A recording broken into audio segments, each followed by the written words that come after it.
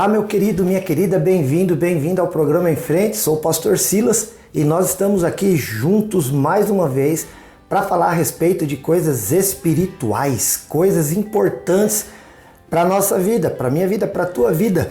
E nós estamos falando esses dias a respeito de sentimentos, sabe? Aqueles sentimentos que a gente tem e que muitas vezes tem levado pessoas até mesmo a pensar em abandonar a vida por conta das dores, das lutas que certos sentimentos têm provocado.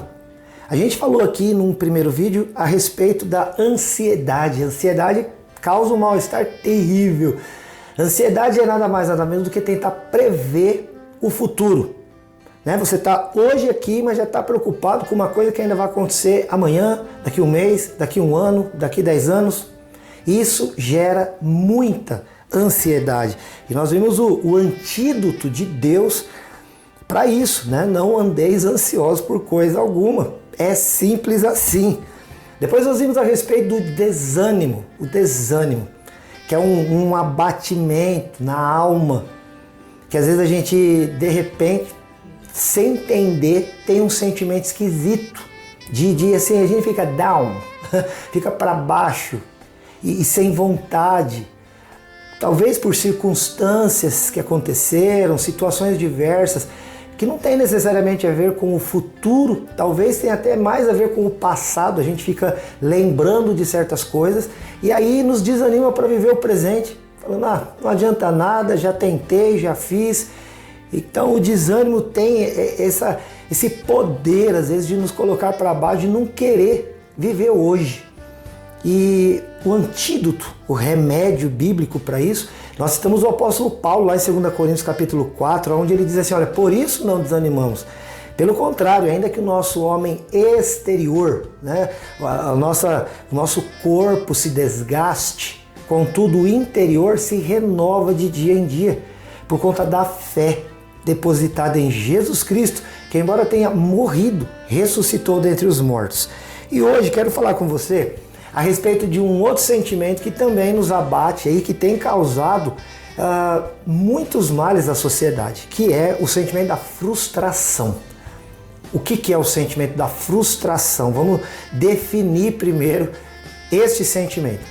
O sentimento da frustração, de modo geral, é um sentimento que a gente tem quando algo que a gente espera não acontece.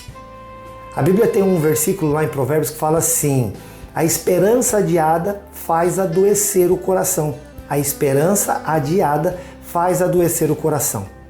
É quando de repente você coloca a sua expectativa numa situação, você tem certeza que vai dar certo e de repente chega o momento esperado e não rola, não acontece. E aí você fica triste, abatido, frustrado. Essa é a palavra. Diferente aí do desânimo ou da ansiedade, a frustração é assim, você já esperou, você estava até acreditando, você não estava desanimado para viver, você estava correndo atrás e colocou aí a sua expectativa positiva, não era aquela ansiedade. Chegou o dia em que você cria, determinada coisa aconteceria, mas não aconteceu. E agora?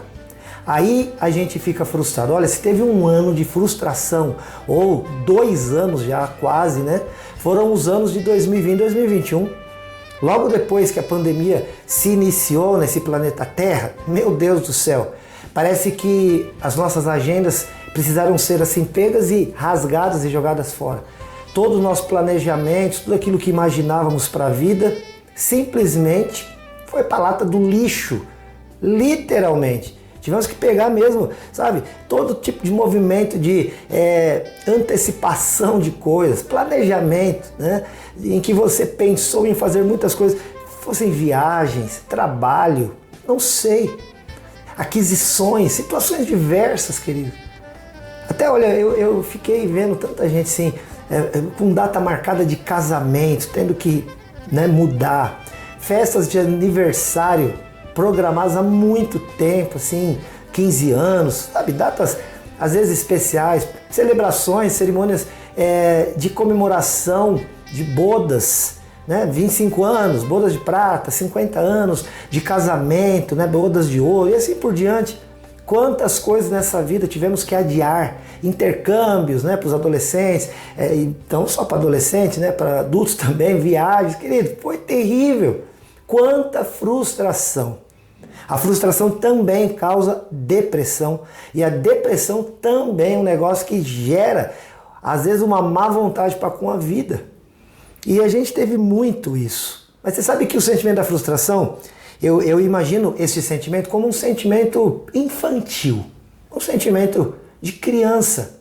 Geralmente quando a gente é criança e a gente recebe uma promessa, por exemplo, dos nossos pais, e a gente fica naquela ansiedade, mas a gente fica naquela expectativa, não vou colocar aqui ansiedade. E de repente chega o grande dia de viver o que nos prometeram. E cadê? Não acontece, por qualquer motivo. Mas geralmente o pai e a mãe, por exemplo, quando prometem algo para um filho pequeno, o pai promete, mas as coisas não dependem dele ou dela.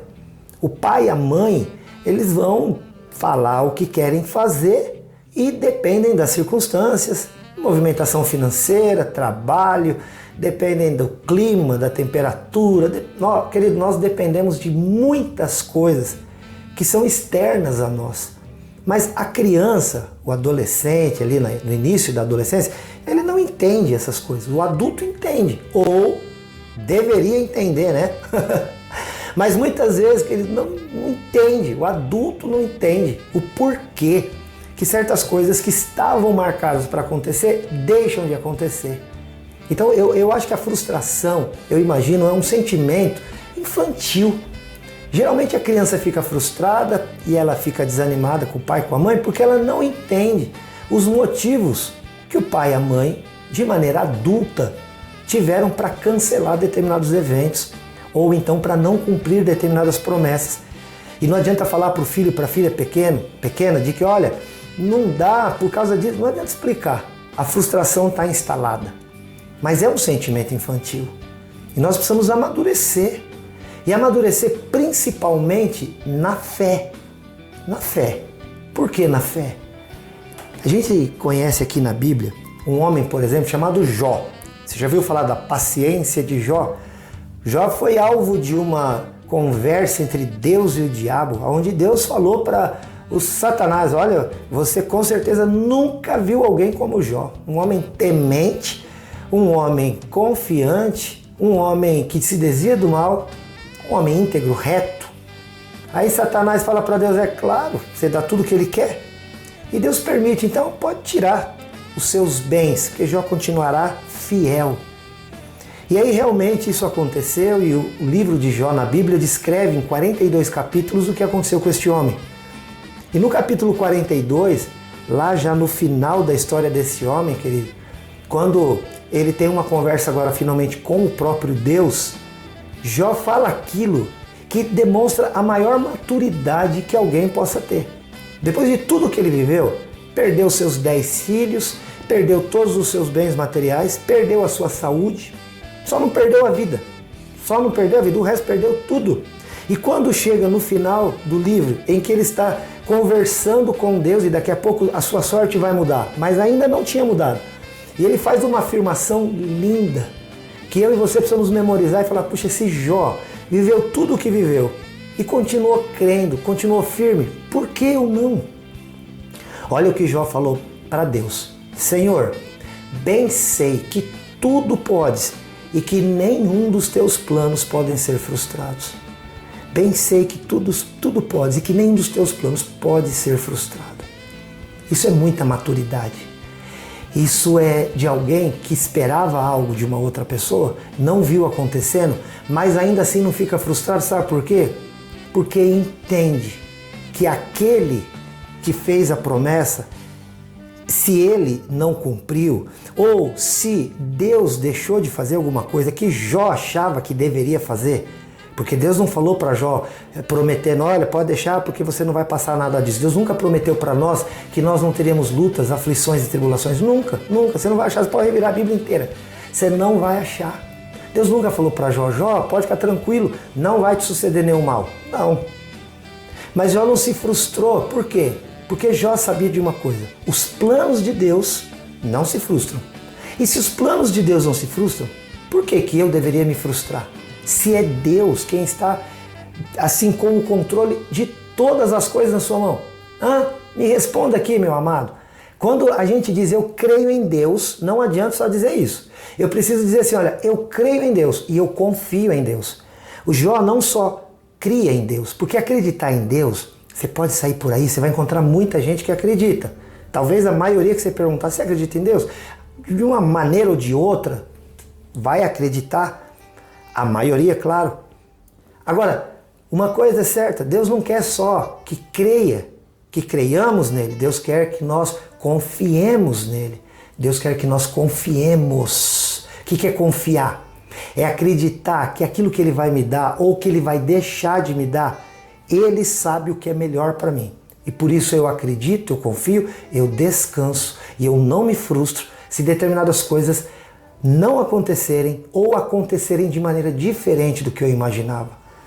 Eu não tenho frustração quando eu sei o Deus a quem eu sirvo e confio que Ele tem o controle e usa este controle a meu favor, por amor. Em Isaías 43:13, o profeta, citando a fala de Deus a respeito de si mesmo, o Senhor Deus fala assim: ainda antes que houvesse dia, eu sou, diz o Senhor, e não há quem possa livrar alguém das minhas mãos, porque, agindo eu, quem impedirá? Deus está dizendo, agindo eu, quem impedirá? Então vamos colocar agora na terceira pessoa, agindo Deus, quem impedirá? Querido, ele falou aqui, olha, não há quem possa livrar das minhas mãos, ou seja, Deus tem o governo, a autoridade, tudo concentrado na sua mão. E já disse, usa isso a nosso favor. Agindo Deus, quem impedirá? Não há frustração quando eu entrego tudo nas mãos daquele que por mim vence, aquele que por mim faz coisas, querido, que eu não consigo pensar, imaginar, supor, sonhar, porque Deus é muito melhor, é muito maior do que nós podemos ter na nossa finita mente. Lá em Isaías 55 ele falou assim, olha, os pensamentos de Deus são muito mais altos do que os nossos. E é verdade. Eclesiastes capítulo 3, no versículo 1, fala assim, tudo tem o seu tempo determinado. E há tempo para todo propósito debaixo do céu. Há tempo de nascer, mas há tempo de morrer. Há tempo de plantar, mas há tempo de arrancar. Há tempo de matar, mas também há tempo de curar. Há tempo de derrubar e de construir.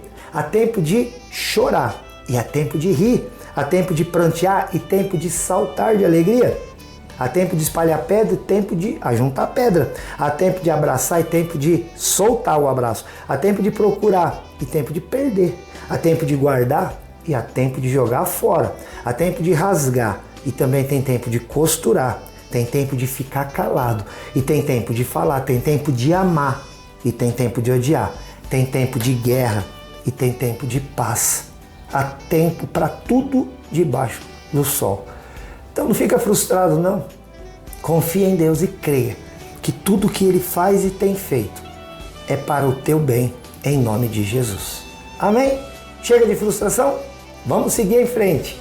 Sou o pastor Silas da IPI de Rolândia, que fica aqui no centro da cidade, na Santos Dumont 1075. Olha, quero convidar você para entrar nas nossas redes sociais. Vai lá, Em Frente Responde, Facebook, Instagram e YouTube. Nas 3 redes sociais, o mesmo. Em Frente Responde. Curte, segue, se inscreve no canal e vamos estar juntos mais vezes. Entre em contato com o nosso WhatsApp 439-9147-5007. Vai ser uma alegria muito grande ter o seu comentário, sua crítica, a sua sugestão. Vamos estar junto. Marca um tempo com a gente ali, vamos conversar, vamos orar. Você quer saber os horários que a gente tem para estar ali em comunhão na igreja? Pode mandar aí um recado que a gente vai responder para você, tá bom? Deus te abençoe poderosamente e nunca esqueça de uma coisa, eu te amo em Jesus. Deus te abençoe, fica com Deus, até o próximo. Tchau!